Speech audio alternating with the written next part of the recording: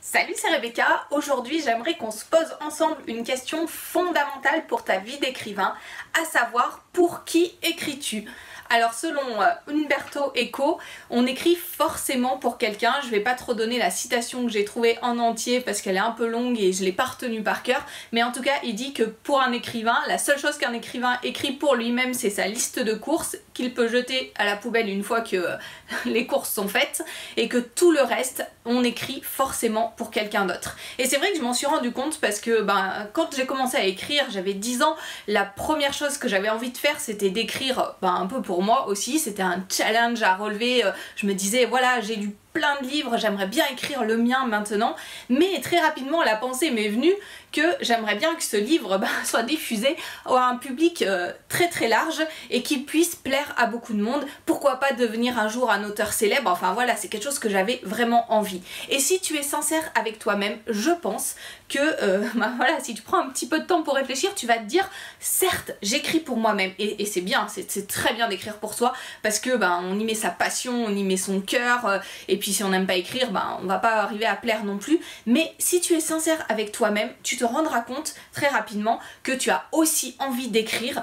pour les personnes qui t'entourent, et d'avoir des écrits pertinents qui les touchent au cœur, des écrits dont ils se souviennent. Pourquoi pas aussi devenir un jour un écrivain célèbre. Et c'est vraiment important que tu prennes un petit peu de temps pour te demander pour qui tu écris. D'abord parce que si tu prends pas conscience que tu écris pour d'autres aussi et pas simplement pour toi-même, tu vas jamais progresser dans ta pratique de l'écriture. Et à part, une fois passé ce début de travail d'écriture quand j'avais 10 ans, il y a eu toute une période où je me suis dit bon c'est pas grave, j'arrive pas à publier mes écrits, j'écris pour moi et c'est très bien comme ça. Et le jour où je me suis rendu compte que en fait non, j'avais toujours cette envie au fond d'être lue et d'être appréciée par d'autres, et bien ça a changé vraiment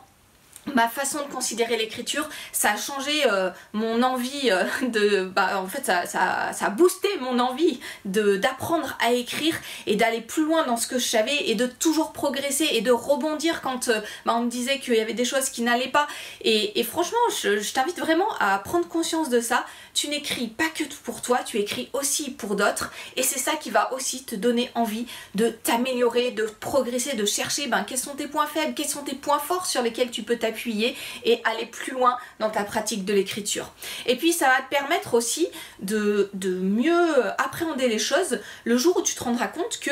tout le monde n'aime pas forcément ce que tu écris, parce qu'on plaire à tout le monde c'est utopique, c'est pas possible, et tant pis, c'est pas grave. Il faut que tu te poses la question à un moment, est-ce que tu écris, est-ce que plutôt tu écris pour un public d'enfants, est-ce que tu écris plutôt pour un public de jeunes adultes, est-ce que tu écris pour des fans de fantasy, est-ce que tu écris pour des fans de romans policiers, enfin voilà. Il faut que tu définisses un petit peu dans ta tête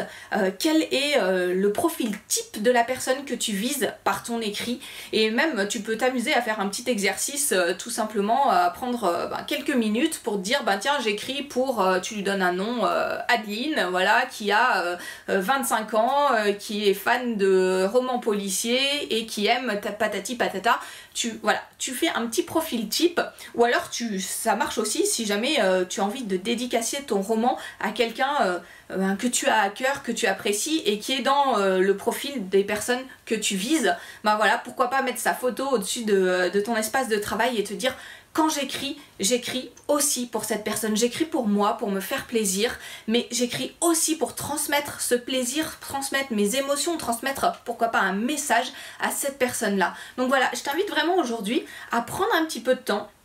pour réfléchir. Pour qui écris-tu en dehors de toi-même? Quel est le profil type de cette personne? Comment est-ce que tu peux faire pour garder cette envie de faire plaisir, et surtout rebondir aussi quand on te fait des remarques? Et je t'invite à apprendre aussi à partager ce que tu fais, ton travail sur ton roman. Alors parfois on a un petit peu peur, tu n'es pas obligé de tout dire, tous les détails, si tu as peur de te faire voler tes idées ou des choses comme ça, mais je t'invite quand même à parler à une ou plusieurs personnes de ton travail d'écriture, et à pourquoi pas réaliser un petit pitch de ton roman, ou voilà, c'est un petit résumé qui donne envie de lire, parce que plus tu prendras l'habitude aussi de parler aux autres de ton travail d'écriture, plus tu vas pouvoir vérifier si dans ta tête les choses sont claires. Parce que dans un roman, il y a des éléments clés comme les personnages, comme l'objectif que poursuit un personnage, etc. D'autres éléments clés comme ça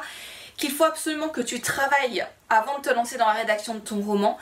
Et si ces éléments ne sont pas clairs dans ton esprit, ça a été mon cas pendant très longtemps, je m'en rendais pas compte, mais par exemple l'objectif de mes personnages c'était très flou dans mon esprit, et c'est impossible si tu n'as pas posé un objectif clair pour ton personnage d'arriver à être vraiment pertinent ensuite dans ton écriture et à plaire aux autres, à ceux qui vont te lire. Donc voilà, il y a des éléments comme ça clés à travailler, et voilà, je t'invite à du coup à parler un petit peu de ton roman, à en faire un petit résumé, et comme ça tu testes un petit peu, c'est l'histoire de et patati patata, tu expliques un tout petit peu, hein, tu n'es pas obligé de tout dire encore une fois. Et là tu vérifies si c'est clair dans ta tête et si ça donne envie déjà à d'autres de te lire, et si c'est pas le cas, comment est-ce que tu peux faire pour améliorer ça. Voilà, c'est vraiment l'écriture, c'est un jeu entre l'auteur, entre son plaisir d'écrire et puis celui qui va lire, et il y a toujours ces deux choses à peser quand tu écris, à la fois te faire vraiment plaisir, écrire pour toi, mais aussi écrire pour un public et savoir pour qui tu écris. Donc pose-toi cette question, c'est vraiment ce que je t'invite à faire aujourd'hui. Et pour aller plus loin, je te propose de télécharger gratuitement, si tu ne l'as pas encore, ma formation sur les scènes. Ça t'aidera à mettre un petit peu d'ordre dans tes pensées, à savoir comment organiser une scène, comment être plus pertinent dans ta créativité, dans chaque scène de ton roman, et comme ça toutes les scènes vont s'enchaîner dans ton roman avec davantage de cohérence et de pertinence. Tu enlèveras des choses qui risquent d'ennuyer ton lecteur, et tu vas aussi progresser dans ta pratique de l'écriture. Donc si tu ne l'as pas encore, tu peux cliquer sur le lien qui s'affiche en bas de cette vidéo et la télécharger gratuitement. Et puis moi je te dis à très bientôt pour d'autres conseils en vidéo.